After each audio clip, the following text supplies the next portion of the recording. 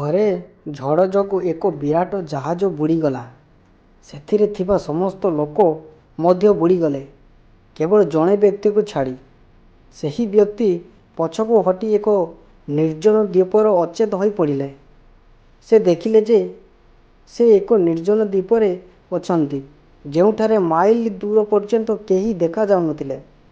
ସେ ଈଶ୍ୱରଙ୍କ ଆଡ଼କୁ ଚାହିଁ ପ୍ରାର୍ଥନା କରିବାକୁ ଲାଗିଲେ, ମୋତେ ସାହାଯ୍ୟ କରନ୍ତୁ, ଏହି ଦ୍ୱୀପକୁ କାହାକୁ ପଠାନ୍ତୁ।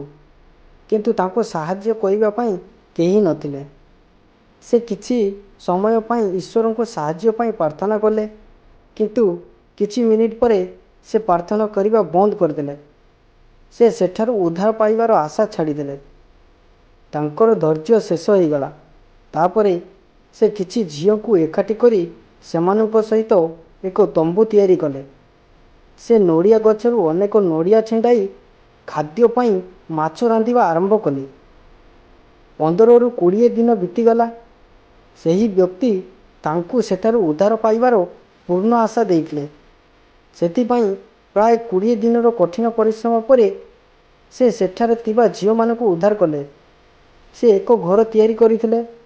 ଗୋଟିଏ ଦିନ ଯେତେବେଳେ ସେ ନଡ଼ିଆ ସଂଗ୍ରହ କରିବାକୁ ଜଙ୍ଗଲକୁ ଯାଇ ଫେରିଆସିଲେ, ସେ ଦେଖିଲେ ଯେ ତାଙ୍କ ଦ୍ୱାରା ନିର୍ମିତ ଘରଟି ସମ୍ପୂର୍ଣ୍ଣ ଜଳିଯାଇଛି। ତାପରେ ସେ ଈଶ୍ୱରଙ୍କ ଆଡ଼କୁ ଚାହିଁ ପ୍ରାର୍ଥନା କରିବାକୁ ଲାଗିଲେ ଯେ ଯେତେବେଳେ ମୁଁ ତୁମକୁ ସାହାଯ୍ୟ ମାଗିଲି, ତୁମେ ମୋତେ ସାହାଯ୍ୟ କଲ ନାହିଁ।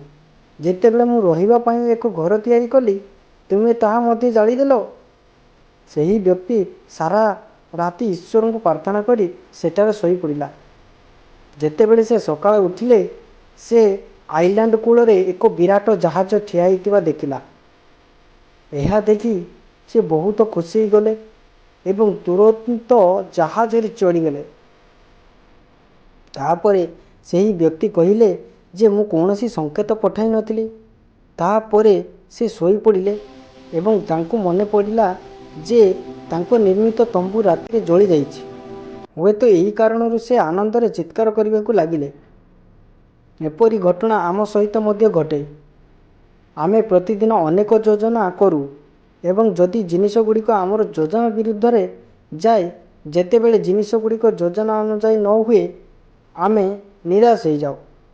କିଛି ପାଇଁ ଆମର ଆଶା ସମ୍ପୂର୍ଣ୍ଣ ଭାଙ୍ଗିଯାଏ, ଆମର ଧୈର୍ଯ୍ୟ ଶେଷ ହୋଇଯାଏ ଏବଂ ଆମେ ଈଶ୍ୱରଙ୍କୁ ଦୋଷ ଦେବା ଆରମ୍ଭ କରୁ। କିନ୍ତୁ ତୁମେ ଜାଣିନାହଁ ଯେ ତାଙ୍କ ଯୋଜନା ତୁମ ପାଇଁ କ'ଣ। ତୁମେ ଏହା କଳ୍ପନା ମଧ୍ୟ କରିପାରିବ ନାହିଁ। ସେ ଲକ୍ଷ ଲକ୍ଷ କୋଟି କୋଟି ଲୋକଙ୍କ ଜୀବନ ଚଲାନ୍ତି। ସେ ସବୁକିଛି ଜାଣନ୍ତି, କେବେ କାହାକୁ କ'ଣ ଦେବେ ଏବଂ କ'ଣ ଦେବେ ନାହିଁ। ଯେତେବେଳେ ତୁମ ଜୀବନରେ ଜିନିଷଗୁଡ଼ିକ ବଡ଼ ହେବା ଆରମ୍ଭ କରେ, ଯେତେବେଳେ ଜିନିଷଗୁଡ଼ିକ ତୁମ ଇଚ୍ଛାରେ ଯାଉନାହିଁ, ତାଙ୍କ ଉପରେ ବିଶ୍ୱାସ କର। ତାଙ୍କର ନିଶ୍ଚିତ ଭାବରେ ତୁମ ପାଇଁ ଏକ ଯୋଜନା ଅଛି। ସେ ପ୍ରଥମ ଦ୍ୱାର ବନ୍ଦ ନ କରି ଅନ୍ୟ ଏକ ଦ୍ୱାର ବନ୍ଦ କରିବେ ନାହିଁ। ତେଣୁ କେବେ ବି ଆଶା ହରାଅ ନାହିଁ। ଗପଟି ଆପଣମାନଙ୍କୁ କେମିତି ଲାଗିଲା? ଲାଇକ୍, ସେୟାର, ସବସ୍କ୍ରାଇବ୍ କରନ୍ତୁ। ଆଗକୁ ଆହୁରି ନୂଆ ଭିଡ଼ିଓ ଦେଖିବା ପାଇଁ।